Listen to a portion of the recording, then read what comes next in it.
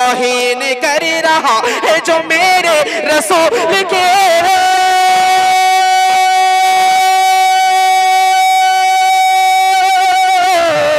तौहीन कर रहा है जो मेरे रसूल की तौहीन कर रहा है जो मेरे रसूल की तौहीन कर रहा है जो मेरे रसूल की और उसको तो पैदा होते ही मर जाना चाहिए नबी नबी नबी नबी नबी नबी जज़ाकल्लाह वसन।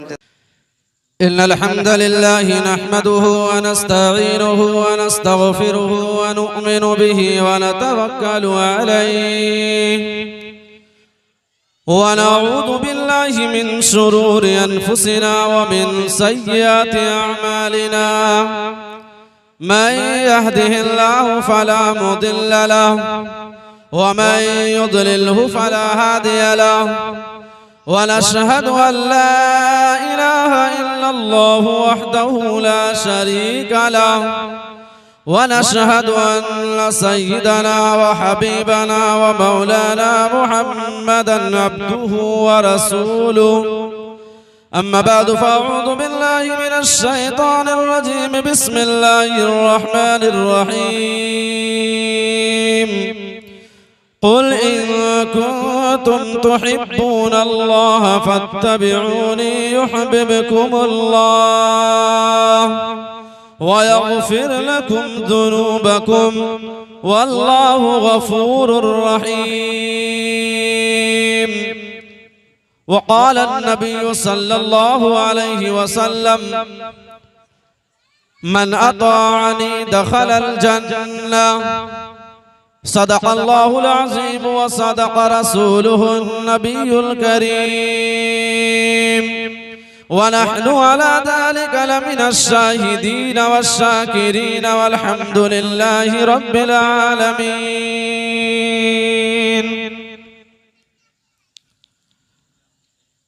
स्टेज पर तशरीफ फरमा मुअज़्ज़ज़ उलमाए किराम, शोराए इज़ाम, हाज़रीन जलसा, पर्दा नशीन ख़वातीन, मेरी प्यारी माँ और बहनों, अल्लाह तबारक व तआला का बहुत बड़ा एहसान और करम हुआ कि अल्लाह तबारक व तआला ने हमें और आपको इस बाबरकत और मुक़द्दस मजलिस में बैठकर कुछ कहने और सुनने का मौका इनायत फरमाया है। हज़रात, अव्वलन अक़ीदत व मोहब्बत का नजराना कबूल करें। अस्सलामु अलैकुम व रहमतुल्लाहि व बरकातुहू। क़ुर्ब जिवार और दूर दराज से आए हुए मुसलमानों, हिंदुस्तान के बाशिंदों, मिल्लत इस्लामिया की नुमाइंदगी करने वाले हाज़रीन, आक़ाए मदनी जनाब मुहम्मदुर रसूलुल्लाह सल्लल्लाहु अलैहि वसल्लम के उम्मतियों, मुझे आपके सामने बात करने का जो मौका मयस्सर आया है, मैं उन पर सबसे पहले अल्लाह का शुक्र अदा करता हूँ और उन लोगों का शुक्र अदा करता हूँ जिन्होंने इस जलसे का इंतजाम फरमाया और जिन लोगों ने इस जलसे के इनेकाद में ताउन किया। अल्लाह तबारक व तआला उनकी उम्रों में बरकत अता फरमाए, उनके कारोबार में बरकत अता फरमाए। हजरात, ये मवाके बड़े मुबारक मवाके होते हैं। इन्हीं मवाके के बारे में रसूल अकरम सल्लल्लाहु अलैहि वसल्लम ने ये बात इरशाद फरमाई थी, मज्तमा कौमुन फी बैतिन मिन बुयूतिल्लाह यतलून किताब अल्लाह व यतदारसूनहु बैनहुम इल्ला हफ़्फ़तहुमुल मलाइका व नज़लत अलैहिमुस सकीना व गशियतहुमुर रहमा व ज़करहुमुल्लाहु फी मन इंदह। कि मुसलमान जब मिलजुल कर बैठते हैं, अल्लाह की किताब को पढ़ते हैं, पढ़ाते हैं, अल्लाह की किताब का मुताला करते हैं, अल्लाह की याद में मशगूल होते हैं, दीन की बातें करते हैं, तो फरिश्ते उनको चारों तरफ से घेर लेते देते हैं, रहमत इलाही उन पर नाजिल होती है, सकीनत उन पर नाजिल होती है। और अल्लाह तबारक व तआला अपनी बारगाह में उन तमाम लोगों का तस्करा फरमाते हैं, यानी फरिश्तों के सामने हमारा और आपका नाम लेकर अल्लाह तबारक व तआला तस्करा फरमाते हैं कि मेरे फरिश्तों देखो कि फला जगह फला इलाके में फला जगह लोग मेरे नाम पर जमा है। और हर एक का नाम ले लेकर अल्लाह तबारक व तआला याद करते हैं। हजरात इससे बढ़कर कोई हजरात इससे बढ़कर कोई और कुछ नहीं हो सकता कि बारगाह आली में हम सब का तस्करा हो, हम जैसे हकीर व फकीर बंदों का तस्करा हो, हम जैसे गुनाहगारों का तस्करा हो। मेरे भाइयों और बुजुर्गों, ये अल्लाह तबारक व तआला की अता है, उसकी नेमतों का फैजान है कि अल्लाह ने ऐसे लोगों को करीब रखा है, अजीज रखा है। हजरत आज का जो जलसे का उन्वान है वह है जलसा सीरतुन नबी सल्लल्लाहु अलैहि वसल्लम और इस्लाह मुआशरा कॉन्फ्रेंस। हजरत मुआशरा किसी चीज का किस चीज का नाम है? असल में मुआशरा बना है जिंदगी से। असल हमारी और आपकी जो जिंदगी है उससे बना हुआ है मुआशरा, कि मुआशरा कैसे सही होगा। हम लोग शिकायत करते हैं कि मुआशरा बड़ा गंदा हो गया, मुआशरे में बुराइयां फैल गई। हकीकत में मुआशरे में बुराइयां नहीं फैली, बल्कि हमारे और आपके अंदर बुराइयां फैली है। लेकिन हम और आप इस बात को तस्लीम करने के लिए तैयार नहीं है। जिस दिन से हम और आप इस बात को तस्लीम कर लेंगे कि बुराइयां हमारे अंदर है, इंशाअल्लाह उस दिन से बुराइयां खत्म होनी शुरू हो जाएंगी। अब हमारे मुआशरे में क्या क्या बुराइयां हैं, मैं कोशिश करूंगा जो हमारे इलाके की बुराइयां हैं उसको बयान करूं, ताकि हम और आप उन बुराइयों से बचे और अल्लाह के नेक बंदों में हमारा शुमार और हम पक्का सच्चा मुसलमान बन जाए। अल्लाह के नबी जनाब मुहम्मदुर रसूलुल्लाह सल्लल्लाहु अलैहि वसल्लम ने इरशाद फरमाया, अन अली इब्न अबी तालिब रज़ियल्लाहु अन्हु क़ाल क़ाल रसूलुल्लाह सल्लल्लाहु अलैहि वसल्लम यूशिकु अन यअती अलन नास ज़मानुन ला यबक़ा मिनल इस्लाम इल्ला इस्मुहु व ला यबक़ा मिनल कुरआन इल्ला रस्मुहु मसाजिदुहुम आमिरतुन व हिय खराबुम मिनल हुदा। हजरत अली रज़ियल्लाहु ताला अन्हु से रिवायत है कि आका मदनी जनाब मुहम्मदुर रसूलुल्लाह सल्लल्लाहु अलैहि वसल्लम ने इरशाद फरमाया, ओ लोगों, कयामत के करीब एक ऐसा जमाना आने वाला है, एक ऐसा जमाना आ रहा है जिस जमाने में इस्लाम का सिर्फ और सिर्फ नाम बाकी रह जाएगा। यानी मुसलमान सिर्फ और सिर्फ नाम के बाकी रह जाएंगे, यानी नाम मुसलमान रखा होगा लेकिन अमल मुसलमानों वाला नहीं होगा। दूसरी बात आपने फरमाई कि कुरान के सिर्फ और सिर्फ हुरूफ बाकी रह जाएंगे, यानी कुरान तो होगा लेकिन कुरान करीम पर अमल करने वाला कोई नहीं होगा। तीसरी पेशन गोई आपने फरमाई कि मस्जिदें खूब शानदार बनाई जाएंगी, उम्दा से उम्दा बनाई जाएंगी, लेकिन मस्जिदें नमाजियों से खाली पड़ी रहेंगी।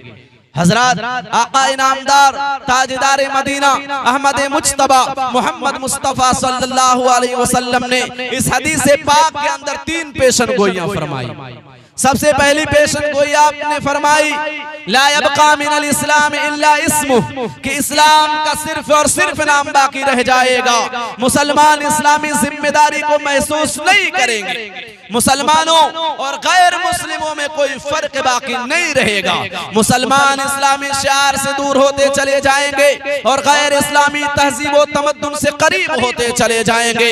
गर्जे के मुसलमान इस्लामी तहजीब, इस्लामी सकाफत, इस्लामी रहन सहन, इस्लामी कवानीन और इस्लामी जिम्मेदारी को महसूस नहीं करेंगे। आज आप नजर दौड़ा कर देख लीजिए, अपने हालात का जायजा लीजिए, तो ये बात 100% सही साबित होगी कि आज हम और आप मुसलमान सिर्फ नाम के बाकी रह गए हैं। इस्लामी तालीमात का जर्रा बराबर लिहाज और ख्याल नहीं है, हम जर्रा बराबर इस बात को महसूस नहीं करते हैं। किसी भी काम को करते हुए जो हमारा अमल हो रहा है इस्लामी तालीमात के मुताबिक है या नहीं है। आज देख लीजिए अपने मुआशरे में एक वबा फैली हुई है जिसकी वजह से आज नीमा के अंदर गुर्बत बहुत ज्यादा है। क्या वबा है? नीमा की बात मैं कर रहा हूं।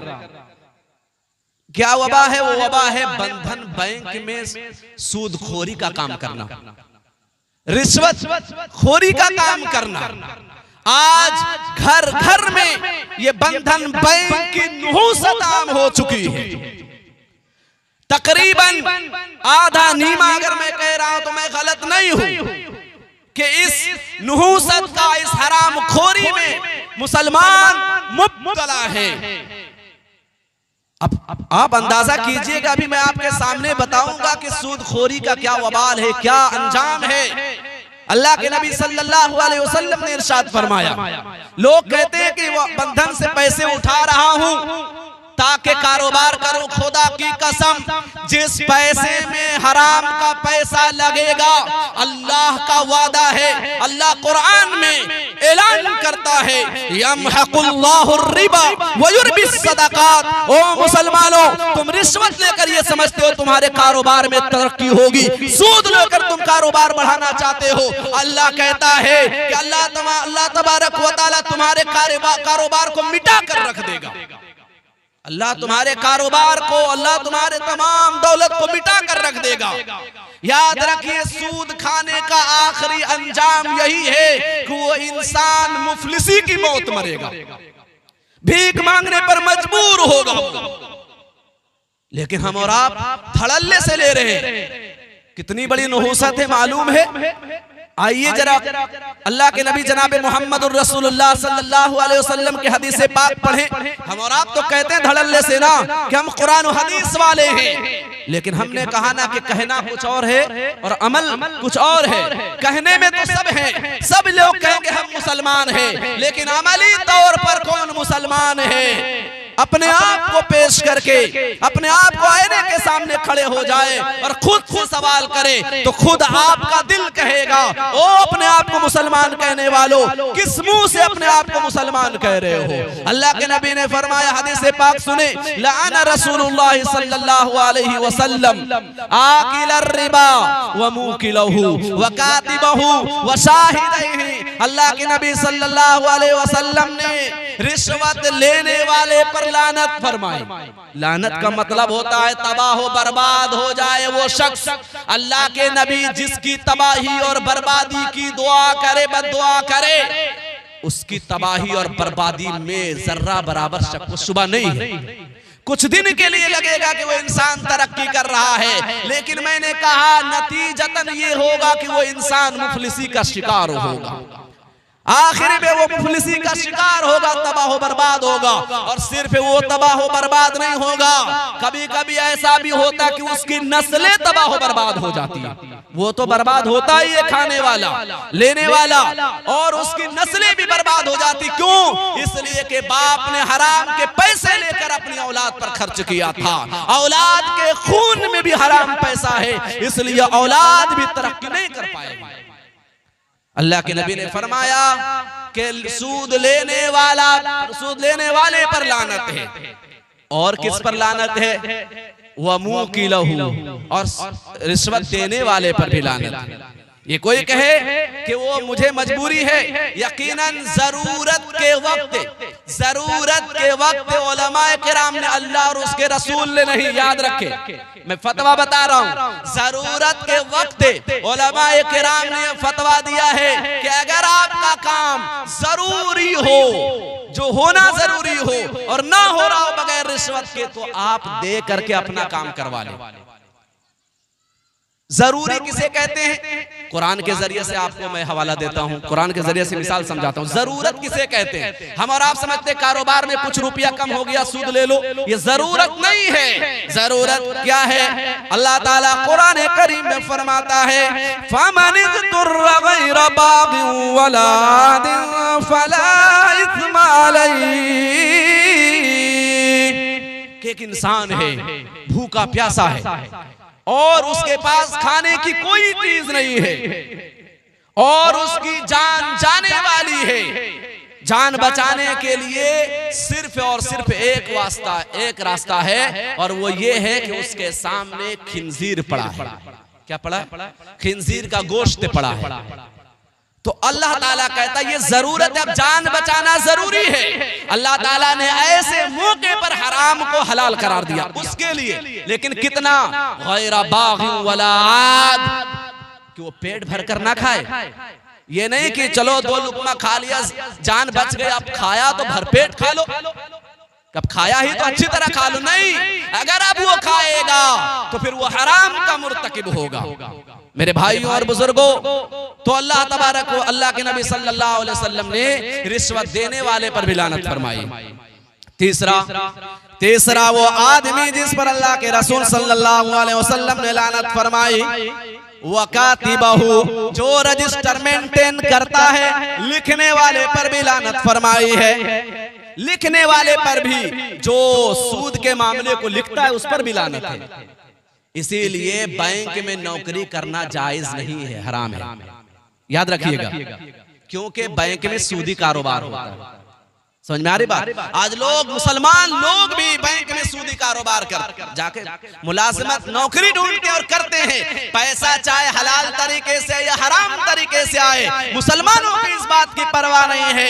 यही बात आकाए मदनी जनाब मुहम्मदुर रसूलुल्लाह सल्लल्लाहु अलैहि वसल्लम ने इरशाद फरमाए, ला युबालिल मर्'ु मा अखज़ मिनल हलाल अम मिनल हराम, के कयामत के करीब इंसान इस बात की परवाह नहीं करेगा, इंसान भूल जाएगा इस बात को कि पैसा हलाल तरीके से आ रहा है या हराम तरीके से आ रहा है। बस पैसा आना चाहिए, जेब में, तिजोरी में आना चाहिए, बस उसको इस बात का जर्रा बराबर ख्याल नहीं होगा कि हलाल तरीके से आ रहा है या हराम तरीके से आ रहा है। क्या आज हम और आप ये देख रहे हैं कि नहीं? मेरे भाइयों और बुजुर्गों, समझने की बात है, कौन लानत फरमा रहे हैं? अल्लाह के नबी सल्लल्लाहु अलैहि वसल्लम। चौथा शख्स जिस पर लानत की गई, जिस पर लानत अल्लाह के नबी सल्लल्लाहु अलैहि वसल्लम की है, आपने फरमाया व शाहिदै, और चौथा वो शख्स जो इस मामले में गवाह बनता है, दोनों गवाहों पर भी लानत है। जो आदमी सूदी कारोबार कर रहा है और वो कोई ले रहा है, दे रहा है, और तीसरा लिख रहा है, चौथा जो गवाह बन रहा है इस मामले में कि मैं जिम्मेदार हूँ इसका, मैं गारंटर हूँ, गवाह मौजूद है, उस पर भी लानत है। मेरे भाइयों और बुजुर्गों, मेरी माँ और बहनों, ये बहुत खतरनाक बीमारी हमारे मुआशरे में फैल गई। पिछली कौमों की तबाही और बर्बादी का एक सबब ये भी था कि सूदखोरी आम हो गई थी। पिछली कौमों को जो तबाह बर्बाद कर दिया गया, उसका एक रीजन और एक सबब ये भी था कि उन लोगों ने सूदखोरी को, हरामखोरी को आम कर दिया था। अब सोचे कि जिस घर में बैठकर ये कारोबार हो रहा है, हमारी मायर बहनें बुलाती है, हफ्ते में फिक्स है टाइम कि हफ्ते के दिन यहाँ आना है, घर में चूल्हा जले ना जले, देखिए नुहूसत ये देख के दूसरे घर में दौड़ती है कि मुझे पैसे दे दीजिए, आज बंधन बैंक वाला आने वाला है, अगर पैसा नहीं दिया तो पैसा बढ़ जाएगा। कहीं ना कहीं से वो इंतजाम करके उसको पैसा देती है। सही बात कह रहा हूँ कि नहीं? मेरे भाइयों और बुजुर्गों, कहीं ना कहीं से पैसे का इंतजाम वो करती है, चाहे घर में चूल्हा जले ना जले, लेकिन उसको पैसा देना जरूरी होता है। ये है नुहूसत कि घर में चूल्हा नहीं जल रहा फिर भी परेशानी, और कहां से बरकत होगी घर में? उस हराम पैसे में बरकत होगी। अरे चावल कोई खाए, उम्दा चावल तो खून भी बनेगा, लेकिन कोई गोबर ठूस ले तो क्या होगा? बोलिए ना, क्या होगा? उसमें बरकत होगी? कभी नहीं हो सकती। गोबर से भी ज्यादा खतरनाक ये चीज है। मेरे भाइयों और बुजुर्गों, तो अल्लाह के नबी ने चारों लोगों पर लानत फरमाई, सूद लेने वाले पर, देने वाले पर, और उसके गवाह बनने वाले पर, और लिखने वाले पर। इन चारों पर अल्लाह के रसूल सल्लल्लाहु अलैहि वसल्लम की लानत है। अब इसका गुनाह क्या है? इसका गुनाह अब तो ले लिया, अब गुनाह क्या है लेने वाला? ये तो लानत, पहली बात लानत पर से कि जनाब मुहम्मद रसूलुल्लाह सल्लल्लाहु अलैहि वसल्लम की। दूसरी बात कि गुनाह क्या है? अल्लाह के नबी सल्लल्लाहु अलैहि वसल्लम ने इरशाद फरमाया, जो सच्चा पक्का मुसलमान होगा उसके रोंगटे खड़े हो जाएंगे। अल्लाह के नबी ने ऐसी बात बयान फरमाई। मुसलमान यहाँ से जाइएगा तो इस बात से तौबा करके जाइएगा, तौबा करके जाइएगा कि इंशाअल्लाह जो हमने लिया है अब ऐसा इंशाअल्लाह आइंदा नहीं करेंगे। अल्लाह के नबी ने क्या फरमाया, देखे हदीस पाक, अल्लाह के नबी सल्लल्लाहु अलैहि वसल्लम ने इरशाद फरमाया, सूद जो लेता है देता है, सूद के गुनाह के 70 दर्जे हैं। कितने दर्जे हैं? 70 दर्जे हैं गुनाह के, और उनमें सबसे कम दर्जा, सबसे आला, मैं सबसे ऊपर का दर्जा नहीं बता रहा कि सबसे ज्यादा गुनाह का दर्जा नहीं, सबसे कम दर्जा सूद खाने का ये है कि कोई अपनी मां के साथ मुंह काला करे, जिना करे। क्या है सबसे आखिरी दर्जा? आखिरी दर्जा मैं कह रहा हूं कि कोई अपनी मां के साथ मुंह काला करे, जिना करे। कौन है होगा बेगैरत जो ऐसी सोच भी रखेगा, तो उससे बड़ा बेगैरत दुनिया में कोई नहीं होगा। मुसलमानों तसव्वुर तो कीजिए कि सूद लेने देने पर क्या सजा है। कितनी बड़ी बात अल्लाह के नबी ने फरमाई है कि सूद के 70 दर्जे गुनाह के, और उनमें सबसे कम दर्जा अपनी माँ के साथ जिना करना है, अपनी माँ के साथ मुंह काला करना है। मुसलमानों तसव्वुर कीजिए और अंदाजा लगाइए कि सबसे ऊपर गुनाह के दर्जे का क्या आलम होगा। अल्लाह के नबी सल्लल्लाहु अलैहि वसल्लम इरशाद फरमाते हैं, बल्कि कुरान करीम ने भी, कुरान करीम के अंदर अल्लाह ताला ने सूदखोरों को जो सजा होगी उसका ऐलान किया।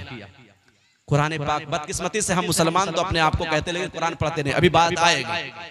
अल्लाह ताला ने कुरान करीम में इरशाद फरमाया, अल्लज़ीना याकुलूना रिबा ला यक़ूमूना इल्ला कमा यक़ूमुल्लज़ी यतखब्बतुहु शैतानु मिनल मस, कि जो लोग सूद खाते हैं, जो लोग रिश्वतखोर हैं, कयामत के दिन उनको ये सजा मिलेगी कि कल कयामत के दिन वो खड़े नहीं हो पाएंगे मैदान महशर में। सारे लोग खड़े होंगे लेकिन सूदखोर खड़ा नहीं हो पाएगा, सूद खाने वाला खड़ा नहीं हो पाएगा। अल्लाह पहले इस बात की नफी करता है, ला यक़ूमून, कि सूदखोर कल कयामत के दिन खड़ा नहीं हो पाएगा।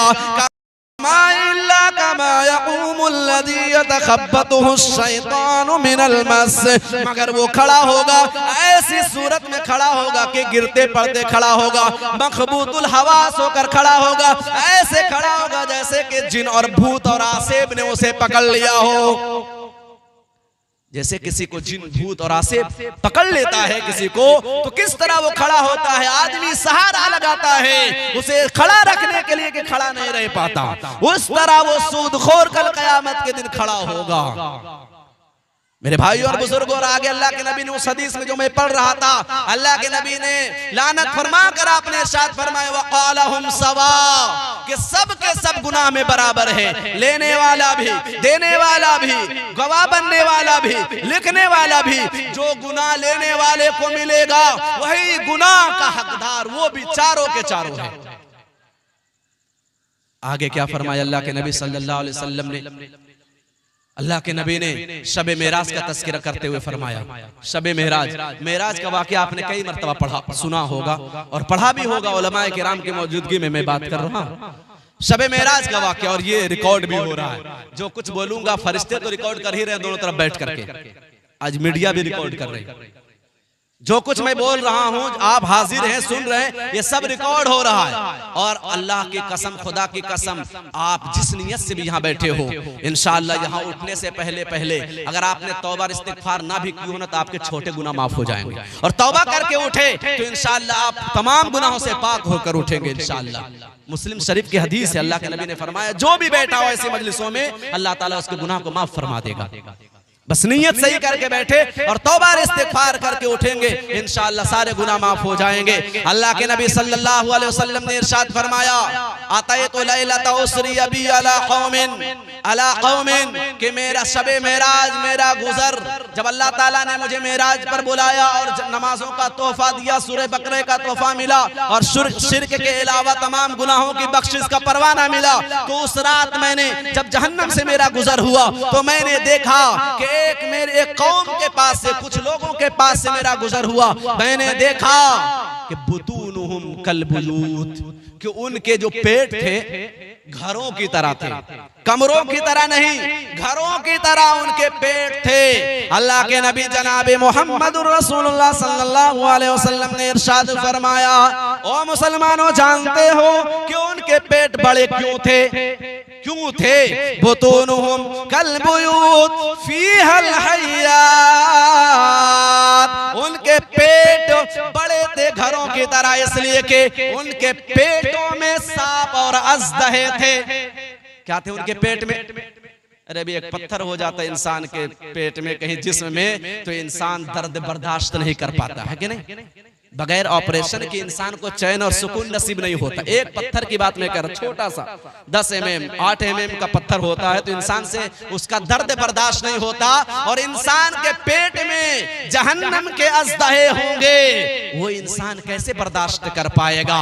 अल्लाह के नबी ने फरमाया, तुरा मिन खारिज बुतूनिहिम, तुरा मिन खारिज बुतूनिहिम, कि वो सांप उनके पेट में भरे हुए थे और बाहर से नजर आ रहे थे। उनके पेट के बाहर से, यानी इंसान पेट फाड़ कर नहीं बल्कि पेटों के अंदर सांप भरे हुए थे, अज़दहे भरे हुए थे, जहन्नमी अज़दहे, और वो बाहर से नजर आ रहे थे। सहाबाए किराम ने अर्ज़ किया, या रसूलल्लाह सल्लल्लाहु अलैहि वसल्लम फ़क़ुल्तु मन हाउलाए, अल्लाह के नबी सल्लल्लाहु अलैहि वसल्लम ने इरशाद फरमाया, ए जिब्रील मुझे ये बताओ ये कौन लोग हैं जिनको इतनी खतरनाक सजा मिल रही है? हजरत जिब्रील अलैहिस्सलातु वस्सलाम ने फरमाया, या रसूल अल्लाह सल्लल्लाहु अलैहि वसल्लम हाउलाई अकलतुर रिबा, ए अल्लाह के रसूल सल्लल्लाहु अलैहि वसल्लम ये वो लोग हैं जो दुनिया में सूद खाने वाले थे, रिश्वतखोर थे, हरामखोर थे। ये हरामखोरों को ये सजा दी जा रही है। मुसलमानों अंदाजा तो करे कि कितनी खतरनाक सजा मिल रही है। अल्लाह के नबी सल्लल्लाहु अलैहि वसल्लम ने क्या इसीलिए 2-2 महीने भूखे रहे? कुर्बान जाइए आका मदनी जनाब मोहम्मदुर रसूलुल्लाह सल्लल्लाहु अलैहि वसल्लम पर 2-2 महीने आपके घरों में चूल्हा नहीं जला, खजूर और पानी पर जिंदगी बसर की, लेकिन आपने हराम की तरफ देखा भी नहीं। इसलिए ताकि मेरी उम्मत जो मैं जिनके लिए मैं आइडियल और नमूना हूं, अगर उनको भी इस तरह के हालात पेश आ जाए तो अपने नबी के हालात पढ़कर और सीरत देख करके वो भूखे रहना तो पसंद कर ले, पानी पीकर जिंदगी गुजारना तो पसंद कर ले, लेकिन सूद और रिश्वत ना ले। लेकिन हमारा थोड़ी सी परेशानी आई और हम लोगों ने सूद का कारोबार और बाजार गर्म कर दिया। अल्लाह के नबी सल्लल्लाहु अलैहि वसल्लम के पास गज़वे खंदक का वाक़िया पढ़े। अल्लाह के नबी सल्लल्लाहु अलैहि वसल्लम के पास एक सहाबी आते हैं, कुर्बान जाइए उस रहमतुल लिल आलमीन पर। किसके लिए इतनी सही थे आप सल्लल्लाहु अलैहि वसल्लम ने तकलीफें? हमारे और आपके लिए, ताकि मेरी उम्मत जन्नत में जाने वाली बन जाए। अल्लाह के नबी सल्लल्लाहु अलैहि वसल्लम के पास एक सहाबी आते हैं, या रसूल अल्लाह सल्लल्लाहु अलैहि वसल्लम भूखा हूँ और मुझसे खड़ा होया नहीं जा रहा है, मैं खड़ा होना चाहता हूँ लेकिन सही से खड़ा नहीं हो पा रहा हूं। अल्लाह के रसूल सल्लल्लाहु अलैहि वसल्लम ये देखिए, मैंने अपने आप को सीधा रखने के लिए, ताकि लोगों को पता ना चले कि मैं भूखा हूं, मैंने अपने पेट पर एक पत्थर बांध लिया है। क्या किया है? मैंने अपने पेट पर एक पत्थर बांध लिया ताकि मैं सीधा खड़ा रह सकूं। कुर्बान जाइए आकाई मदनी जनाब मोहम्मदुर रसूलुल्लाह सल्लल्लाहु अलैहि वसल्लम पर। अल्लाह के नबी सल्लल्लाहु अलैहि वसल्लम अपने बदन से कपड़ा हटाते हैं कि मेरे प्यारे सहाबा, तुम मुझे अपना पत्थर दिखा रहे हो, ओ मेरे लाडले सहाबी, तुम एक पत्थर बांधे हुए हो। आपने कपड़ा उठाया अपने बदन से तो आपके जिस्म अतहर में, आपके बदन मुबारक में 2-2 पत्थर बंधे हुए थे। 2-2 पत्थर बंधे हुए थे। क्यों 2-2 पत्थर आपने बांधी थी? ताकि वो उम्मत हराम खाए, सूद खाए, सूदी कारोबार करे नहीं मेरे और भाइयों, बुजुर्गों, मेरी माँ और बहनों, इसलिए ताकि मेरी उम्मत भूले से लिए ऐसी हरकत ना करे। लेकिन हम और आप कहां जा रहे हैं? नौजवानों का हाल तो ये है कि हराम तो हराम, सूदी कारोबार, और कहां कहां बताऊं कि आज का नौजवान IPL का मैच चल रहा है, मोबाइल पर ड्रीम 11 का गेम खेलता है, पैसे लगाता, जुआ खेलता है। आज का नौजवान, अक्सर नौजवानों की मैं बात कर रहा हूं, मोबाइलों पर पैसे लगाता है, ड्रीम 11 पर जुआ खेलता है मोबाइल पर। वो हराम है। लेकिन हमने कहा ना कि इंसानों को, मुसलमानों को इस बात की परवाह कोई नहीं करेगा कि पैसा हलाल तरीके से या हराम तरीके से आ रहा है, बस पैसा आना चाहिए। और हमारे नौजवान जो बुराइयों में मुब्तला है, और एक बुराई है कि हराम जो काम कर रहे वो है शराब नोशी और गांजा नोशी। छोटे छोटे बच्चे, अफसोस होता है, मैं कभी रास्ते से गुजरता हूं मगरिब बाद तो ऐसे मेरा आना जाना बहुत कम होता है, मैं देखता हूं कि छोटे छोटे नौजवान जो 12 साल के, 11 साल के, वो सिगरेट पीते हुए वो गलियों से गुजर रहा होता है। जर्रा बराबर तमीज नहीं होती है कि कौन सामने से गुजर रहा है, वो किनके बच्चे हैं। आपके याद रखिए, सिर्फ बच्चे पैदा करना आपकी जिम्मेदारी नहीं, बल्कि अच्छी तरबियत करना भी आपकी जिम्मेदारी है। याद रखे, कयामत के दिन आपसे आपके बच्चों के बारे में पूछ होगी कि आपने अपने बच्चों की किस तरह की परवरिश और तरबियत की। सिर्फ खिलाना पिलाना नहीं है। आपके बच्चे घर से बाहर निकल रहे तो कहां जा रहे हैं, कहां से आ रहे हैं, इस बात की पूछ गछ करना आपकी जिम्मेदारी है। और बहुत सारे नौजवान तो शराब तक पीते हैं, और इसी मोहल्ले में बहुत से लोग चखने का इंतजाम करते हैं, चखने का इंतजाम करते हैं कि आप आओ, मैं इंतजाम करता हूं। मेरे भाइयों और बुजुर्गों, अफसोस की बात है कि नहीं बोले, अगर अब खत्म हो चुका, लेकिन शराब नोशी आम है। मेरे भाइयों और बुजुर्गों, अल्लाह के नबी ने फरमाया, जो शराब पी ले अल्लाह ताला उसकी नमाज को 40 दिन तक कबूल नहीं फरमाएगा। अब क्या मतलब हुआ, 40 दिन नमाज पी करके छोड़ दीजिए, इसका मतलब यह है, अल्लाह के नबी ने तो फरमाया कबूल नहीं होगा, यही फरमाया, लेकिन इसका मतलब बयान किया मुहद्दिसीन ने कि इसका मतलब यह है कि पक्की सच्ची तौबा कर ले, शराब पीने के बाद अल्लाह ताला से माफी मांग ले तो अल्लाह ताला फिर उसकी नमाज को कबूल फरमाएगा। और अगर पक्की सच्ची तौबा नहीं किया और नमाज पढ़ता रहा, नमाज फरीजा तो अदा हो जाएगा, यानी जो फर्ज है ज़ोहर की नमाज पर अल्लाह ताला उसके बारे में नहीं पूछेगा, लेकिन सवाब नहीं मिलेगा। जो नौजवान, खुशकिस्मत नौजवान जो शराब छोड़ दे, कल कयामत के दिन अल्लाह ताला ने ऐसे लोगों का क्या इनाम किया है। कयामत के दिन जो लोग शराब इस दुनिया में नहीं पीते जन्नत में जाएंगे। अल्लाह तबारक व तआला की मेहमान नवाजी ये होगी कि 3 मजलिसें लगी होंगे, जहां शराब के मजमे होंगे, शराब की मजलिस होगी। दुनिया की शराब की नहीं, अरबिक में शराब के माने आता है शरबत। दुनिया में हम शराब कहते हैं, उसके माने बियर, दारू वगैरह, लेकिन जो अरबिक में शराब के माने जो अल्लाह ताला पिलाएगा उसके माने आता है शरबत। जो इस दुनिया में इस नापाक चीज को, गंदी चीज को छोड़ देगा, अल्लाह ताला कयामत के दिन उसे शराब पिलाएगा। किस तरह पिलाएगा?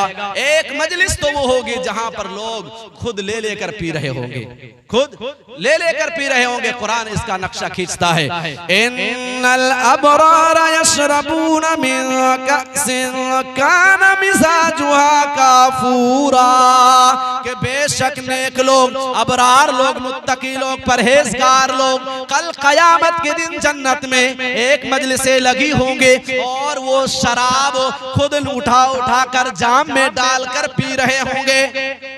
दूसरी मजलिस होगी जिन्होंने इस दुनिया में शराब को नहीं पिया।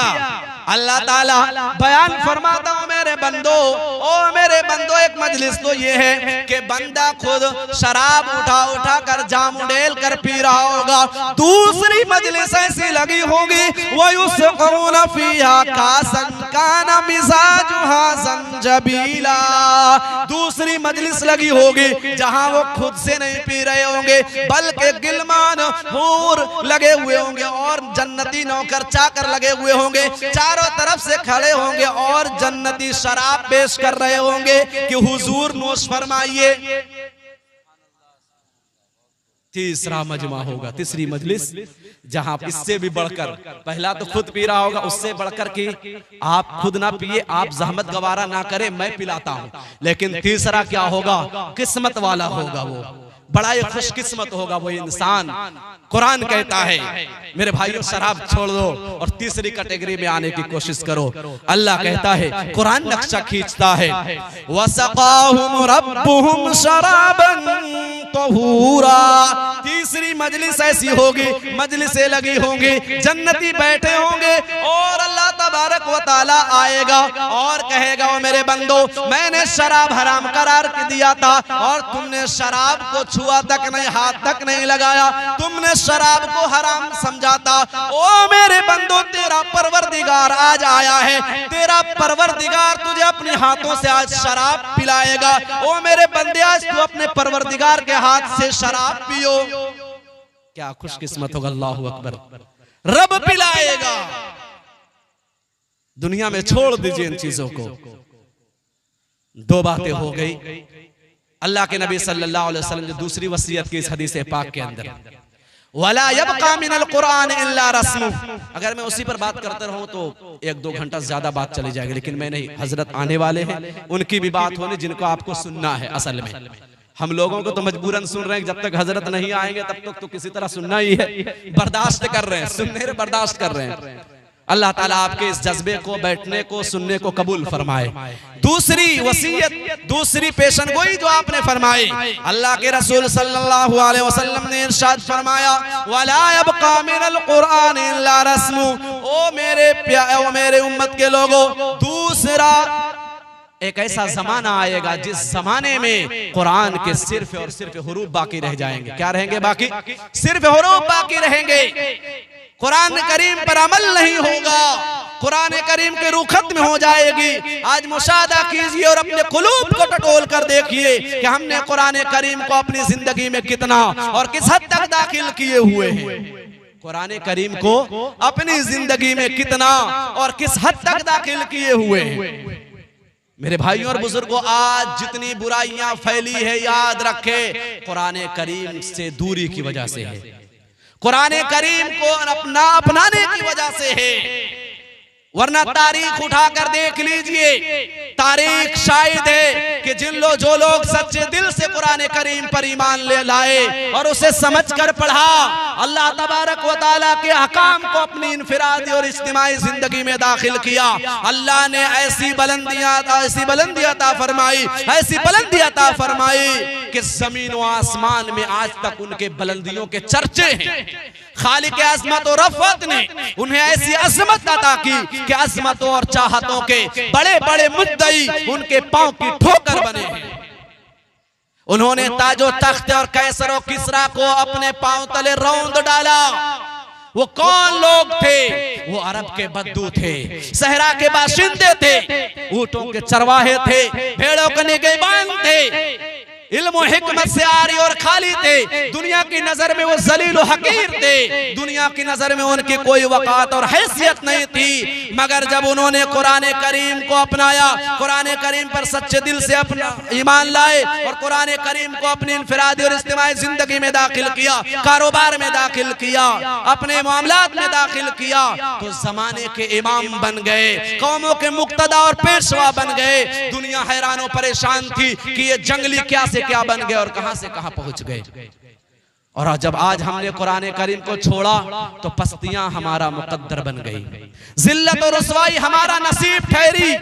मैं पूछना चाहता हूं, आज हम बुलंद चोटियों से पस्तियों में क्यों गिरे? इज्जत और एहतराम के तख्त और ताज से क्यों महरूम कर दिए गए? आज दौरे हाजिर के दज्जाल से, मैं इशारा कर रहा हूं, नाम नहीं लूंगा, दौरे हाजिर के दज्जाल से खौफजदा क्यों होते? आज तक हम सियासी मुआशी गुलामी में मुब्तला क्यों है? आज क्यों हमारी जबान पर यह शिकवा और शिकायत है कि हमारी दुआएं कबूल नहीं होती? आज हम शिकायत करते हैं कि हमारी बहनें मुर्तद हो रही है, हमारे नौजवान मुर्तद हो रहे हैं, इस्लाम को छोड़कर किसी और दीन को इख्तियार कर रहे हैं। आखिर क्यों? इसलिए कि हमने कुरान करीम को छोड़ दिया, हमने कुरानी तालीमात को बालाए ताक रख दिया। अल्लाह के नबी सल्लल्लाहु अलैहि वसल्लम की मुबारक हदीस को पढ़िए और समझिए। अल्लाह के नबी सल्लल्लाहु अलैहि वसल्लम ने इरशाद फरमाया, इन्नल्लाह यरफ़उ बिहाज़ल किताबि अक़वामन व यज़अउ बिही आखरीन, कि अल्लाह जो शख्स कुरान करीम की तालीमात को अपनी जिंदगी में लाता है, जो शख्स भी कुरान करीम को अपनाता है, जो शख्स भी कुरान करीम को अपनाएगा, अल्लाह ताला उन्हें सरबुलंदी अता फरमाएगा। और जो शख्स भी कुरान करीम को छोड़ेगा, अल्लाह ताला उन्हें ज़लील और खार कर देगा। ये अरबिक का वर्ड है, यरफाओ और वयज़ाओ, जो अल्लाह के नबी ने इज्जत और जिल्लत के लिए आपने इंतखाब फरमाया। इज्जत और जिल्लत के लिए जो आपने वर्ड इंतखाब फरमाया वो है अरबिक का वर्ड यरफाओ और यज़ाओ, जो मुजारे का सेगा। उलमाए किराम मौजूद हैं, उलमाए किराम मौजूद हैं।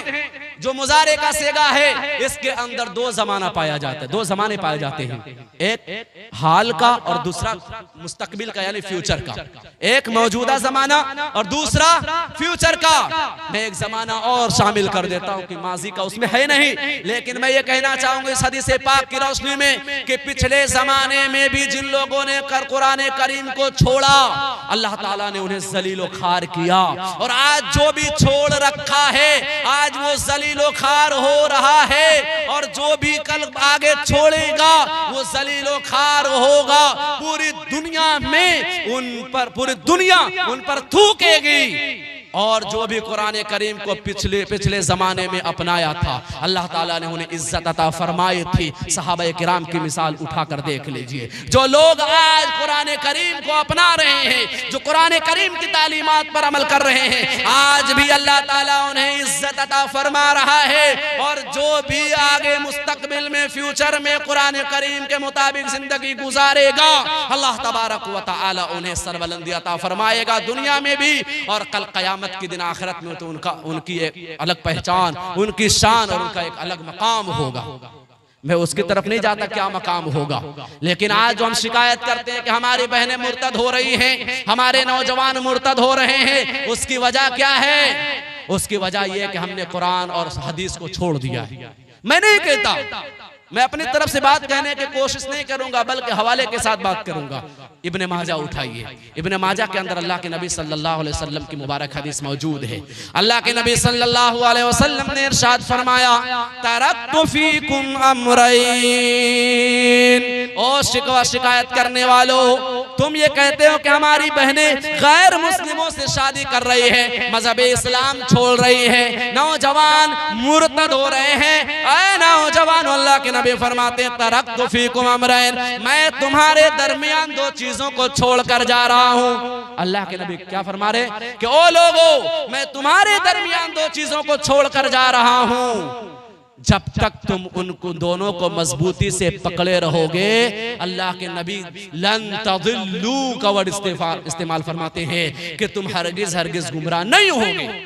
पूरी दुनिया में इर्तिदाद की हवाएं चल जाए, पूरी दुनिया एक तरफ हो जाए मुसलमानों का ईमान छीनने के लिए, अल्लाह के नबी का वादा है लन तदिल्लू, तुम गुमराह नहीं हो सकते। तुमसे तुम्हारा इस्लाम कोई छीन नहीं सकता, तुझसे तुम्हारा दीन कोई छीन नहीं सकता, तुझसे तुम्हारा कोई ईमान छीन नहीं सकता। ओ मेरे उम्मत के लोगों, कब किताब अल्लाह व सुन्नत नबी सल्लल्लाहु अलैहि वसल्लम, जब तुम किताबुल्लाह को कुरान करीम को मजबूती से पकड़े रहोगे, यानी कुरान करीम की तालीमात के मुताबिक जिंदगी गुजारोगे और आकाए मदनी जनाबे मुहम्मदुर रसूलुल्लाह सल्लल्लाहु अलैहि वसल्लम की लाई हुई शरीयत की मुताबिक तुम जिंदगी गुजारोगे। आज देखिए, हमने कुरान को भी छोड़ा, हदीस को भी छोड़ा। अल्लाह के अब इसका उल्टा ये होगा, जब कुरान हदीस को छोड़ोगे तो गुमराह होगे। अब मैं इसी बात को तायद करने के लिए एक और हदीस लाता हूं। सुनने दारमी के अंदर हदीस मौजूद है, सुनने दारमी के अंदर हदीस नंबर 436, हदीस नंबर 436 एक मर्तबा का वाक़िया है कि हजरत उमर बिन खत्ताब रदी अल्लाह ताला अन्हु, ये रिवायत हजरत जाबिर रदी अल्लाह ताला अन्हु से मरवी है। अन जाबिर रदी अल्लाह ताला अन्हु क़ाल क़ाल रसूल अन जाबिर रदी अल्लाह ताला अन्हु क़ाल अता उमर इब्न अल-खत्ताब इला रसूलिल्लाह सल्लल्लाहु अलैहि वसल्लम, अन्ना उमर इब्न अल-खत्ताब अता इला रसूलिल्लाह सल्लल्लाहु अलैहि वसल्लम औ कमा क़ाल अलैहिस्सलातु वस्सलाम। अल्लाह के नबी सल्लल्लाहु अलैहि वसल्लम के पास एक वाक़िया पेश आता है। हजरत जाबिर रदी अल्लाह ताला अन्हु उस वक्त मौजूद थे, बयान करते हैं वाक़िया। आप भी गौर से सुनिएगा, उस वाक़िए में, इस वाक़िए जो बयान करना चाह रहा हूं उसके अंदर इस हदीस की तायीद है। कहते हैं कि हजरत उमर बिन खत्ताब रदी अल्लाह ताला अन्हु आए तो किस हालत में आए? बेनुस्खतिम मिनत तौरात, तौरात का एक टुकड़ा, एक पारा, एक नुस्खा लेकर आए। क्या लेकर आए? तौरात का, जो हजरत मूसा अलैहिस्सलातु वस्सलाम पर नाजिल हुई थी जो किताब तौरात, उसका एक पारा, एक टुकड़ा लेकर आते हैं और अल्लाह के रसूल सल्लल्लाहु अलैहि वसल्लम के सामने अर्ज करते, या रसूल अल्लाह सल्लल्लाहु अलैहि वसल्लम, हादिही नुस्खतुम मिनत तौरात, ए अल्लाह के रसूल सल्लल्लाहु अलैहि वसल्लम, ये तौरात का नुस्खा है। अल्लाह के रसूल सल्लल्लाहु अलैहि वसल्लम खामोश रहते। फसकत रसूलुल्लाह सल्लल्लाहु अलैहि वसल्लम, अल्लाह के रसूल सल्लल्लाहु अलैहि वसल्लम ने कोई जवाब नहीं दिया। हजरत उमर बिन खत्ताब रज़ियल्लाहु ताला अन्हु आपकी खामोशी को समझ नहीं पाते। फजअला यक़रउ, वो तौरात का नुस्खा अल्लाह के रसूल के सामने तिलावत करने लगते हैं। हजरत अबू बकर सिद्दीक रज़ियल्लाहु अन्हु उस वक्त मौजूद थे। हजरत अबू बकर सिद्दीक रज़ियल्लाहु ताला अन्हु की नजर आप सल्लल्लाहु अलैहि वसल्लम के चेहरे अक़दस पर पड़ी। आप सल्लल्लाहु अलैहि वसल्लम के चेहरे अक़दस का रंग बदल रहा था, आपके चेहरे अनवर का रंग लाल और सुर्ख हो रहा था। फजअल यक़रा व वजहु रसूलिल्लाह सल्लल्लाहु अलैहि वसल्लम यतगय्यर फक़ाल अबू बकर सक़िलत सवाकिल, या उमर सक़िलत सवाकिल, ए उमर तुम्हारी माँ तुझ पर रोए। माँ तरा बेवजह रसूलुल्लाह सल्लल्लाहु अलैहि वसल्लम, ऐ उमर क्या तुझे अल्लाह के रसूल सल्लल्लाहु अलैहि वसल्लम के चेहरे मुबारक नहीं दिखाई दे रहा है? देखो अल्लाह के रसूल सल्लल्लाहु अलैहि वसल्लम के चेहरे अनवर लाल हो रहा, सुर्ख हो रहा है। अल्लाह के रसूल नापसंद कर रहे हैं तौरात की तिलावत करना। हजरत उमर बिन खत्ताब रज़ियल्लाहु अन्हु ने जो ही नजर डाली अल्लाह के रसूल के चेहरे अनवर पर, तो वही हालत थी जो हजरत अबू बकर सिद्दीक रज़ियल्लाहु अन्हु ने बयान की। हजरत उमर बिन खत्ताब रज़ियल्लाहु ताला अन्हु ने फौरन ये कहने लगे, अऊज़ु बिल्लाहि मिन गज़बिल्लाहि व गज़बि रसूली, रज़ीतु बिल्लाहि रब्बा व बिल इस्लाम दीना व बि मुहम्मदिन नबिय्या। मैं अल्लाह की पनाह चाहता हूँ अल्लाह के गजब से, और रसूलुल्लाह की नाराजगी से मैं अल्लाह की पनाह चाहता हूँ। मैं अल्लाह के रब होने पर, इस्लाम के दीन होने पर, और आकाए मदनी जनाब मुहम्मदुर रसूलुल्लाह सल्लल्लाहु अलैहि वसल्लम के नबी होने पर राजी हूँ। फिर अल्लाह के रसूल सल्लल्लाहु अलैहि वसल्लम ने जो बात इरशाद फरमाई वो बड़ी काबिल गौर है। पहली बात ये समझ ले कि हजरत उमर बिन खत्ताब रज़ियल्लाहु अन्हु तौरात की तिलावत कर रहे थे, याद रखिएगा, तो बात फिर मैच होगी।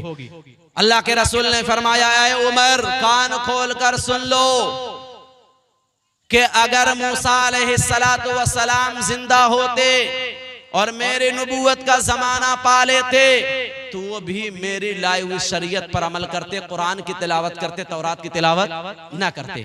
और ऐ उमर ये भी सुन लो कि अगर तुमने मुझे छोड़ दिया, मूसा लौ बदालकुम मूसा, कि मूसा अलैहिस्सलातु वस्सलाम आ जाए, फत्तबातुमूहु व तरकतुमूनी, कि तुम मूसा अलैहिस्सलाम की इत्तिबा कर लो और मुझे छोड़ दो, ला ज़ललतुम अन सवाइस सबील, कि तुम सीधे रास्ते से गुमराह हो जाओगे। यहाँ हजरत उमर रज़ियल्लाहु ताला अन्हु अल्लाह के रसूल की नाफरमानी तो नहीं की थी ना, बल्कि तौरात की तिलावत की थी। अल्लाह के रसूल ने तौरात की तिलावत करने को गुमराही करार दिया कि अगर तुमने कुरान को छोड़कर तौरात की तिलावत की तो तुझे गुमराह होने से कोई रोक नहीं सकता। ताकीद के साथ आपने फरमाया, ला ज़ललतुम अन सवाइस सबील। मेरे भाइयों और बुजुर्गों, आज अपने मुआशरे में, अभी सदी से पाक की रोशनी में अपने मुआशरे का जायजा लीजिए कि आज हमने अपने आप को भी कुरान को छोड़ दिया है, कुरानी तालीमात को छोड़ दिया है, और अपने बच्चों को भी कुरान पढ़ाना छोड़ दिया है। कुरान रहते हुए घर में कुरान करीम पर धूल जमा हो जाते हैं और मुसलमानों को कुरान करीम पढ़ने की फुर्सत नहीं होती। मुसलमान आज कुरान करीम को छोड़कर इंटर, मैट्रिक और ना जाने कौन कौन सी दुनिया की किताब पढ़ रहा है। एक तरफ तौरात है जो आसमानी किताब है और एक तरफ कुरान है। कुरान को छोड़कर तौरात की तिलावत करने पर, अल्लाह के आसमानी किताब तिलावत करने पर अल्लाह के नबी फरमा रहे तुम गुमराह हो जाओगे। और आज हमने तो कुरान को छोड़कर दुनिया की किताबों को, अंग्रेजों की लिखी हुई किताबों को पढ़ रहे हैं और सोचे कामयाब हो जाएंगे। खुदा की कसम, गुमराही से कोई नहीं बचा सकता। आज हमारी बहनें गुमराह क्यों हो रही है? इसलिए कि उसे पता ही नहीं है कि मुसलमान और गैर मुस्लिम में शादी नहीं हो सकती। आपने बताया है उसे। एक वजह ये भी, एक वजह तो ये है ही है, और भी वजह है। आपने अभी व्हाट्सएप पर और फेसबुक पर और दूसरे चीजों पर शेयर ये की जा रही थी, एक लेटर शेयर किया जा रहा था। आपको मालूम होना चाहिए क्या शेयर किया जा रहा था, सेंड किया जा रहा था कि एक लड़की ने जहां कोर्ट मैरिज की एक गैर मुस्लिम लड़के से एक मुसलमान लड़की ने, तो वहां पर एक नोट लिखवाया जाता है। मैं मुख्तसर बयान करूंगा। एक नोट लिखवाया गया वहां, तो उस लड़की ने जो नोट लिखा वो दिल दहलाने वाली बात है और हकीकत में वो हमारे अंदर बुराइयां हैं। उस लड़की ने लिखा कि हमारे माँ बाप जब तक थे तब तक तो सब कुछ सही चल रहा था, लेकिन अचानक ऐसा हुआ कि मेरे अब्बू का इंतकाल हो गया। मेरे अब्बू का इंतकाल हो गया।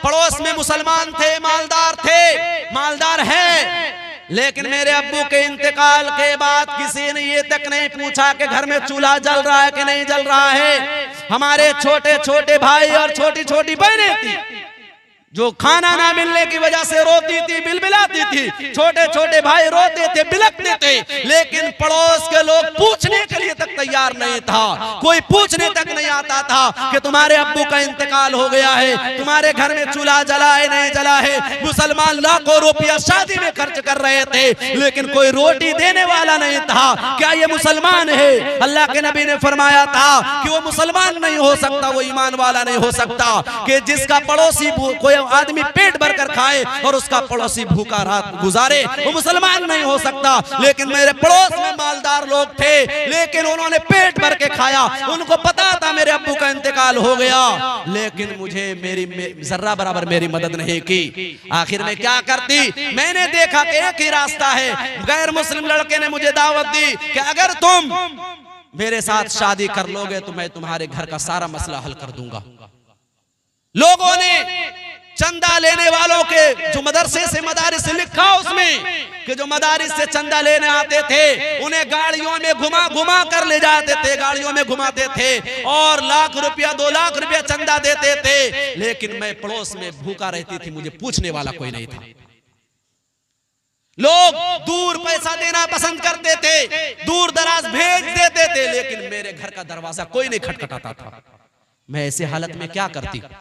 मेरे पास सामने एक ही रास्ता था कि अब मैं मजहब इस्लाम को छोड़ दूं। ये मजहब इस्लाम है ही नहीं, ये मजहब इस्लाम हो ही नहीं सकता कि जो खुद पेट भर करके खाए और पड़ोसी का ख्याल ना रखे। मैंने गैर मुस्लिम से मजबूरन शादी कर ली। मुसलमानों, आज जायजा लीजिए हम कितने रुपये खर्च करते हैं अपनी शादियों पर और ना जाने नाजायज कामों पर।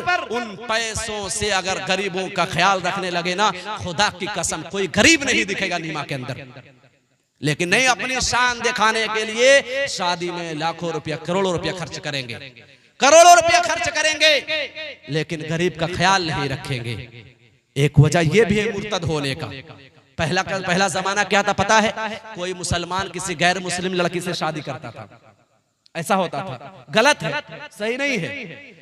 दूसरा फिर ये आया कोई गैर मुस्लिम लड़का किसी मुसलमान लड़की को लेकर भाग रहा है, ये भी गलत है। लेकिन अब ये नहीं हो रहा, ना मुसलमान लड़का लेकर जा रहा किसी गैर मुस्लिम लड़की को और ना गैर मुस्लिम लड़का किसी मुसलमान लड़की को। अब जमाना ये चल रहा है, हालात ये है कि मुसलमान लड़की गैर मुस्लिम को लेकर जा रही है। जी हाँ, मुसलमान लड़की गैर मुस्लिम को लड़के को अपने साथ लेकर जा रही है। इसका जिम्मेदार कौन है?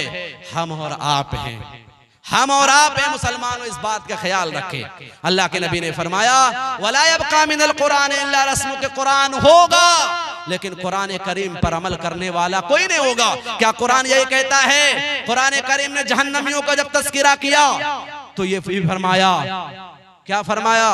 वलम नकु नुतइमुल मिस्कीन, कि ये गरीबों को खाना नहीं दिया करता था। तीसरी पेशन गोई जो आप सल्लल्लाहु अलैहि वसल्लम ने इरशाद फरमाई, तीसरी पेशन गोई। मेरे भाइयों और बुजुर्गों, अपनी बहनों को की हिफाजत करना है, मजहब इस्लाम को उसके अंदर पैवस्त करना, उनके दिलों के अंदर उनका अकीदा मजबूत करना है। तो याद रखिए एक ही रास्ता है, वो कुरान सुन्नत का रास्ता है। हमने तो कुरान छोड़कर अंग्रेजी तालीम दे रहे हैं और ये समझते हैं डी फॉर डॉग पढ़ने वाले बच्चे जब पढ़ के आते हैं स्कूल से तो माँ बाप बड़े खुश होते हैं, वाह मेरा बच्चा डी फॉर डॉग कुत्ता पढ़ रहा है। यही कुत्ता, यही सांप, यही बिल्ली कब्र में उसके होंगे। याद रखिए, कुरान पढ़ाएंगे तब तो कुरान उसके कब्र में आएगा। फक्र कर रहे हैं, इंटरमीडिएट करा रहे हैं, मैं नीमा की बात कर रहा हूं। एक रिश्ता ऐसा भी काटा गया, मेरी मालूमात के मुताबिक लड़की दीने तालीम से आरास्ता थी, कुरान पढ़ना तमाम चीज जानती थी, लेकिन मैट्रिक नहीं की हुई थी। नीमा के लोगों ने रिश्ता नहीं मंजूर किया। यानी कुरान की हैसियत नहीं है, मैट्रिक की हैसियत है। मैं ये नहीं कहता आप अंग्रेजी तालीम ना पढ़ाए, मैं इससे मना नहीं करता, लेकिन खुदा की कसम अगर कुरान को छोड़कर, हदीस को छोड़कर, सुन्नत नबी को ना पढ़ाकर अगर ये चाहेंगे कि हमारे भाई, हमारे बेटे, हमारी बहनें, हमारी बेटियां महफूज है, खुदा की कसम महफूज नहीं है। वो घर से लगता है दुपट्टे में और पर्दे में जा रही है, लेकिन वो अंदर से वो मुर्तद हो चुकी है, नौजवान मुर्तद हो चुके। बचाना है तो कुरान हदीस की तालीम दीजिए, पक्का सच्चा मुसलमान बनाइए, तभी कयामत के दिन आप भी बच पाएंगे। खुद तो नहीं पढ़े तो कम से कम अपने बच्चे को तो जन्नत में जाने वाला बनाइए। आज बच्चे को चोट लग जाती है, कोई आदमी मार देता है तो बाप तिलमिला जाता है कि मेरे बच्चे को क्यों मार दिया। कल कयामत के दिन आपका नौनिहाल, आपका लाडला जब जहन्नम में जलेगा, आपसे बर्दाश्त होगा? कैसे बर्दाश्त कर पाएंगे? उसके लिए तैयारी आज करना है। करेंगे ना तैयारी इंशाअल्लाह? पढ़ाएंगे ना अपने बच्चों को कुरान हदीस, अल्लाह के रसूल सल्लल्लाहु अलैहि वसल्लम की सीरत? जोर से कहिए इंशाअल्लाह, सच्चे दिल से कहिए, अल्लाह ताला तौफीक अता फरमाएगा। तीसरी पेशन गोई, अल्लाह के नबी ने फरमाया मसाजिदुहुम आमिरतुन वहिया खराबुम मिनल हुदा, कि मस्जिदें खूब शानदार बनाई जाएंगी। लोग उस जमाने में मस्जिदें खूब शानदार, 1 तल्ला 2 तल्ला 4 तल्ला मार्बल लगाने पर, टाइल्स लगाने पर फख्र महसूस करेंगे कि हमारी मस्जिदें शानदार हैं, लेकिन मस्जिद में नमाजी नहीं होंगे, मस्जिद नमाजियों से खाली पड़ी होगी। मेरे भाइयों और बुजुर्गों, यहाँ पर एक मैं छोटा होकर नसीहत करता जाता हूँ। आज जिन बच्चों, बहुत सारे ऐसे खड़ूस लोग होते हैं मस्जिदों में, खड़ूस लोग कह रहा हूं मैं, कि जो बच्चे नमाज पढ़ने जाते हैं तो उनको डांट डांट कर भगाते हैं। खुदा की कसम आप बच्चे को नहीं भगा रहे, मेरे जुमले को सुनिए अच्छी तरह से, खुदा की कसम आप बच्चे को नहीं भगा रहे, बल्कि मुस्तकबिल के नमाजी को भगा रहे हैं। जो कल होके बड़ा होकर नमाजी बनने वाला है, आप उस नमाजी को भगा रहे हैं। बच्चे से प्यार कीजिए, गलती होंगी उनसे, वो शोर करेंगे, हंगामा करेंगे, वो हंगामा करते करते एक दिन नमाज पक्का सच्चा नमाजी बन जाएगा। अगर आज आपने उनको भगा दिया तो कल मस्जिद में नमाजी ना ढूंढिएगा। ये शिकवा शिकायत जो आज हम और आप कर रहे हैं कि मस्जिद में नमाजी नहीं है, ये हमारे उन बुजुर्गों की नहुसत है जो बच्चों को भगा दिया करते थे, जो बच्चों को डांट दिया करते थे। और आज भी ऐसे खुस्सट बूढ़े और नौजवान मौजूद हैं जो बच्चा मस्जिद में हल्ला करता है, शरारत करता है तो उन्हें मार कर भगा देते हैं। समझाने की तौफीक है तो समझाइए, लेकिन डांटिए नहीं मेरे भाइयों और बुजुर्गों, क्योंकि कल का वो नमाजी है, हम और आप तो चले जाएंगे, फिर मस्जिद को आबाद करने वाला कौन होगा? जब हम उसको भगा ही देंगे तो मस्जिद को आबाद कौन करेगा? वही तो आबाद करेगा ना। कल जिसको भगाया गया था, हमें और आपको भगाया जा रहा था, हम भी छोटे थे, हमने भी शरारत की होगी ना मस्जिद में। ऐसा तो नहीं कि हम दूध के धुले हुए फरिश्ता बनकर, ऐसा तो नहीं ना, हमने भी की होती। आज हम मस्जिद को आबाद कर रहे हैं हम सब कि नहीं कर रहे? तो इसी तरह आज जिन बच्चों को हम भगाए नहीं, अल्लाह के रसूल सल्लल्लाहु अलैहि वसल्लम तो फरमाते हैं कि मेरे प्यारे सहाबा, मैं नमाज मुख्तसर इसलिए कर देता हूँ कि मैं जब नमाज पढ़ाता हूँ पीछे से बच्चे की रोने की आवाज आती है, इसलिए मैं नमाज मुख्तसर कर देता हूँ। और हम और आप है कि भगा ही देते, तो सब बड़े ही नमाज पढ़ेंगे। जब बच्चों को आदत लगे ही कि नहीं तो नमाज कहाँ से पढ़ेंगे वो? बताइए ना, अचानक तो आदत नहीं लग जाएगी ना। उनको आदत लग गई पबजी, फ्री फायर, ड्रीम 11, तो मस्जिद में आएगा? अरे बोलिए ना, कहाँ रहेगा वो? कुरान हमने पढ़ाया नहीं, हदीस हमने पढ़ाया नहीं, जो जिसकी नहुसत मालूम हो, जिसकी कबाहत उसे मालूम हो, हमने मस्जिद में भी आयत उसे भगा दिया। अल्लाह हिफाजत फरमाए, वो लोग संभल जाए, वरना कयामत के दिन अल्लाह पूछेगा तुम्हें कौन मस्जिद का जिम्मेदार बनाया था। और मस्जिद का जिम्मेदार भी पूछा जाएगा कि अगर कोई शरारत कर रहा, ऐसा कोई भी हो, और मस्जिद के जिम्मेदार को चाहिए कि उसे बैठाकर समझाए। मस्जिद के जिम्मेदार बनने का मतलब यह भी होता है अगर कोई ऐसी हरकत करता है तो उसे समझाए कि आपका ये काम नहीं है। बच्चे आएंगे, शोर शरारत करेंगे, हंगामा करेंगे, करने दीजिए, आप अपनी नमाज पढ़ें, नमाज खराब नहीं होगी इंशाअल्लाह। नमाज खराब नहीं होगी, बच्चे हंगामा करे आपकी नमाज इंशाअल्लाह खराब नहीं होगी। मेरे भाइयों और बुजुर्गों, आगे अल्लाह ताला ने नमाज ना पढ़ने वालों का क्या वईद बयान फरमाया। अल्लाह ताला ने कुरान करीम में जिक्र फरमाया गया है कि जहन्नमी जब जहन्नम में चले जाएंगे, जन्नती पूछेंगे जहन्नमियों से। मैं बात मुख्तसर कर रहा हूँ कि हजरत आ चुके हैं, मैं बात मुख्तसर कर रहा हूँ कि जन्नती जहन्नमी से पूछेंगे, ओ जहन्नमियों तुझे जहन्नम में किस चीज ने ला खड़ा किया है, तुम जहन्नम में क्यों आए हो? तो रीजन जो बयान करेगा वो बड़ा ही दर्दनाक होगा। जो रीजन बताएगा बड़ा ही दर्दनाक होगा।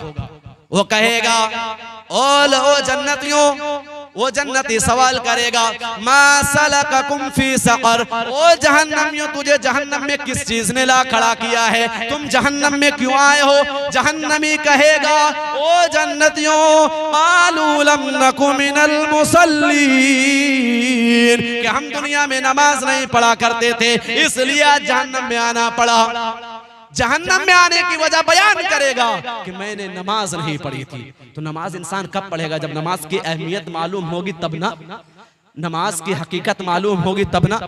आज हमारे अंदर तालीमात नहीं, न नमाज पढ़ते। रमजान में एक मिसाल देता हूँ, जैसे रमजान का चांद देखते हैं हम लोग, चांद छोटा बहुत पतला होता, बारीक होता, उस दिन नमाजियों की तादाद भी वैसी होती है। और जैसे जैसे चांद बढ़ता जाता है नमाजियों की तादाद बढ़ती जाती है। और जैसे जैसे चांद घटना शुरू होता है रमजान में, वैसे वैसे नमाजियों का घटना शुरू हो जाता है, खिसकना शुरू हो जाता है। और एक दिन पहले चांद मुकम्मल गायब हो जाता है। हमारे वो नमाजी जो साल भर में आने वाले हैं वो भी मुकम्मल गायब हो जाते हैं कि जिस चांद को देखकर मैं आया था वो चांद गायब हो गया, इसीलिए मैं भी गायब हो जाता हूँ। जहन्नमी कहेगा कालू लम नकु मिनल मुसल्लीन, कि हमने नमाज नहीं पढ़ी थी इसलिए मैं जहन्नम में आया। मेरे भाइयों और बुजुर्गों, नमाज हर एक पर फर्ज है, हर आकिल बालिग मुसलमान पर फर्ज है। अपने आप को भी नमाज का पाबंद बनाए कि मस्जिदें शानदार बनाना नहीं है असल है, बल्कि अपने आप को मस्जिदों को आबाद करना नमाजियों से, सजदों से। अब बहुत से लोग शिकायत करते कि मैं मस्जिद नहीं आ पाता, मैं बाजार में होता हूँ, मैं मार्केट में होता हूँ। अल्लाह के नबी ने उसका भी हल बयान फरमा दिया। अल्लाह के नबी ने फरमाया जो इलतिल अर्द कुल्लुहा मसाजिद, कि अगर तुम्हें ऐसी शिकायत है कि तुम मस्जिद नहीं आ पाते तो जहां तुम हो पूरी जमीन को अल्लाह ताला ने मस्जिद बना दिया। यानी जहां मौका मिले वही नमाज पढ़ लो, लेकिन नमाज छोड़ना नहीं है। नमाज छोड़ना होता आदमी को पाँव में तकलीफ होती, खड़ा होने की ताकत नहीं तो कहता ना नमाज पढ़ो, लेकिन कहा खड़े होने की ताकत नहीं तो बैठ कर नमाज पढ़ो, बैठ कर पढ़ने की नहीं तो लेट कर पढ़ो, लेट कर भी इधर उधर कुछ नहीं कर सकते तो इशारे से पढ़ो। यहां तक नमाज पढ़ने का हुक्म है। अल्लाह ताला से दुआ करें अल्लाह तबारक व तआला हम सबको कहने सुनने से ज्यादा अमल की तौफीक अता फरमाए। अल्लाह तबारक व तआला जो बातें हमने की उस पर हमें भी अमल की तौफीक अता फरमाए, और हम तमाम लोगों को सूद रिश्वत जैसी हराम चीज़ों से और नापाक चीज़ों से बचने की तौफीक अता फरमाए। हमें और हम तमाम हमारी माँ और बहनों को भी पक्का सच्चा नमाजी बनाए, और कुरान पाक की तालीमात और हदीस मुबारक की तालीमात से अपने आप को भी आरास्ता करने की, और अपने बच्चों को भी तालीमात कुरानिया और तालीमात नबविया से अपने बच्चों को मुज़य्यन करने और आरास्ता करने की और संवारने की तौफीक अता फरमाए। इस शेर के साथ मैं अपनी बात खत्म करता हूँ। मस्जिद तो बना ली शब भर में ईमा की हरारत वालों ने, मस्जिद तो बना ली शब भर में ईमा की हरारत वालों ने। मन अपना पुराना पापी है बरसों में नमाजी बन न सका, जिंदगी बाकी मुलाकात बाकी। व आखिर दावाना अनिल हम्दुलिल्लाहि रब्बिल आलमीन। अस्सलाम।